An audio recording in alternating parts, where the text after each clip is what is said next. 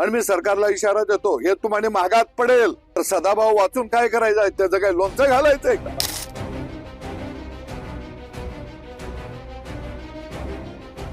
आमदार सदाभाऊ खोतांनी देवेंद्र फडणवीसांच्या नेतृत्वाखालील सरकारवर हा असा संताप व्यक्त केलाय. शेतकऱ्यांवर अन्याय होत असल्याचं सांगत सदाभाऊंनी सरकारलाच खुलं आव्हान दिलंय.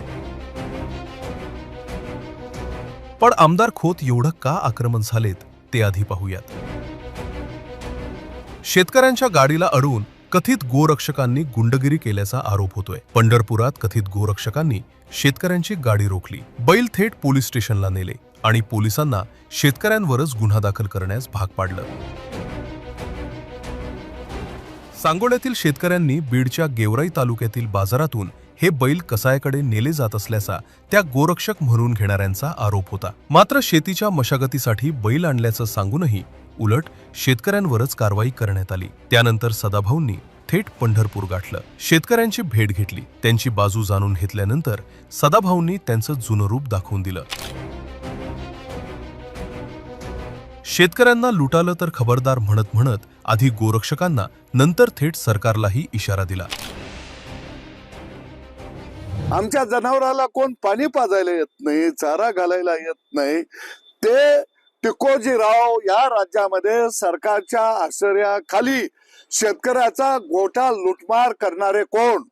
आम्ही तिथं लाखा 2-2 लाखाची जनावरं आणायची, पैसे कर्ज काढून तिथं जनावर खरेदीला घालवायचं आणि पुन्हा रस्त्यात येऊन तथाकथित गोरक्षकांनी ती जनावरं पोलीस स्टेशनला आणायचे, पोलीसवाल्यांनी ते जप्त करून पुन्हा गोशाळेला विकायचे, पुन्हा आम्ही न्यायालयात जायचं.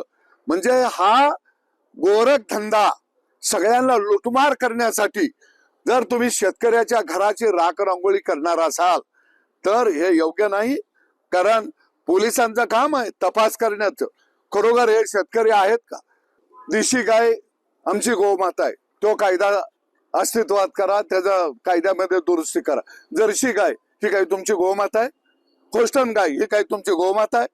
बैल आमचा, त्याचा काय विल्हेवाट लावावे आम्ही ठरवू. म्हशीचं काय करावं, रेड्याचं काय करावं आम्ही ठरवू. बस सरकारला जनावरं सांभाळायची लयच, आता मी ते शब्द वापरत नाही, हौस आली असेल तर सरकारने गावात येऊन जनावरं खरेदी करावी. ते आमची आपण म्हणलं की सरकारच्या आश्रयाकडे नाही नाही, सरकारच्या आश्रयाशिवाय हे चालतं कसं? आणि मायबाप सरकार आहे. सरकार हे शेतकऱ्याच्या बाजूचं आहे का शेतकऱ्याला लुटणाऱ्याच्या बाजूचं आहे? आणि मी सरकारला इशारा देतो, हे तुम्हाला महागात पडेल. तुम्ही शेतकऱ्याच्या गोठ्यामध्ये हात घालू नका.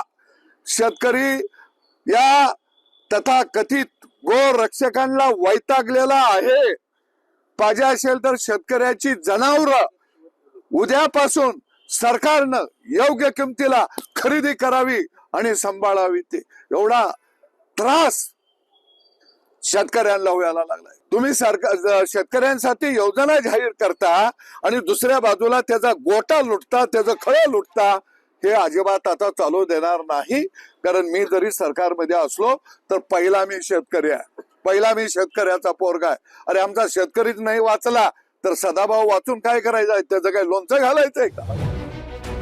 सदाभाऊ भाजपच्या नेतृत्वाखालीच सरकारमध्ये, पण सरकारमध्ये राहूनही खोतांनी सरकारलाच घेरण्याचा इशारा दिलाय. सध्या डिझेलच्या तुटवड्यामुळे शेतीच्या मशागतीवर परिणाम झालाय. ट्रॅक्टर घेऊन लोक पेट्रोल पंपावर मुक्काम ठोकून आहेत. त्यात मशागतीसाठी आणलेल्या बैलांवरूनही वाद निर्माण होतोय. महाराष्ट्रातलं आताचं बदलतं चित्र पाहता सरकारनं हस्तक्षेप केला नाही तर गोरक्षक आणि शेतकऱ्यांमधील वादाची अशी अनेक प्रकरणं घडताना दिसतील आणि तेव्हा परिस्थिती हाताबाहेर गेलेली असेल. पंढरपूरहून नितीन शिंदेसह ब्युरो रिपोर्ट, मुंबई तक.